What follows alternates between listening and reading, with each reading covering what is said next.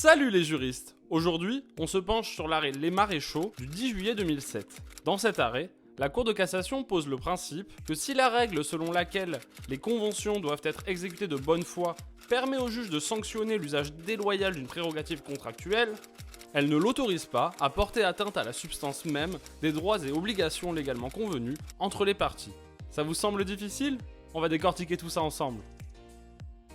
Mais avant toute chose, si tu veux consulter la fiche de cet arrêt, elle est disponible sur notre compte Instagram, ainsi que toutes les fiches de tous les autres arrêts précédents et nos actualités au quotidien. Les faits sont les suivants. Messieurs Durand, Martinez et Verrier étaient actionnaires de la société Les Maréchaux qui exploitait une discothèque.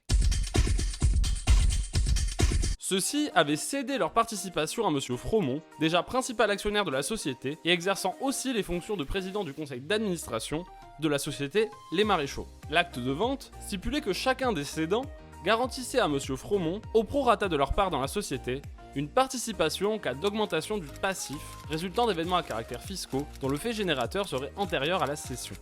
Autrement dit, messieurs Durand, Martinez et Verrier s'engageaient à assumer une part des pertes liées à un éventuel redressement fiscal pour un événement datant de leur participation à la société. Cette éventualité s'est donc réalisée et Monsieur Fromont a retranché les sommes dues des prix qu'il devait verser au titre de la cession. Messieurs Durand, Martinez et Verrier ont alors assigné Monsieur Fromont afin qu'il soit condamné à leur payer le complément du prix qu'il n'avait pas versé.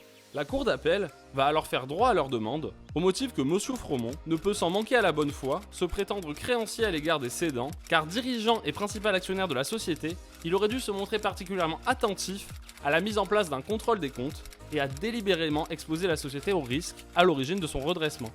Autrement dit, le dirigeant et principal actionnaire d'une société ne peut pas demander aux actionnaires qui lui cèdent leur titre de garantie sur le risque de pratiques fiscales illicites dont il est conscient. Si l'article 1134 ancien pose le principe selon lequel les conventions tiennent lieu de loi entre les parties à l'alinéa 1, cette force obligatoire du contrat est tempérée par l'alinéa 3 qui énonce l'obligation de bonne foi dont doivent faire preuve les parties durant l'exécution du contrat. Ainsi, dans quelle mesure cette obligation de bonne foi peut-elle priver les stipulations contractuelles d'effet? Ici, la Cour de cassation va distinguer les cas de bonne foi appliqués aux prérogatives contractuelles et les cas de bonne foi touchant la substance de l'obligation. On le rappelle, la Cour de cassation répond que si la règle selon laquelle les conventions doivent être exécutées de bonne foi permet au juge de sanctionner l'usage déloyal d'une prérogative contractuelle, elle ne l'autorise pas à porter atteinte à la substance même des droits et obligations légalement convenus entre les parties. Dans notre cas d'espèce, à en juger par leur refus de sanctionner cet acte, les magistrats estiment que la garantie stipulée au titre des éventuelles conséquences fiscales constituait la substance de l'obligation contenue par le contrat.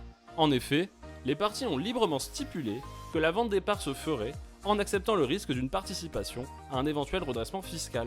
Dès lors, la décision d'appel censurée par la Cour de cassation portait atteinte à la force obligatoire du contrat.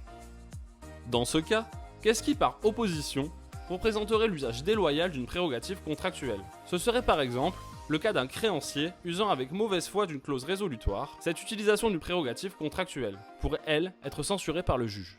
Dans notre arrêt, c'est pourtant bien la substance de l'obligation, à savoir la répartition des risques, des obligations et des créances, qui est affectée.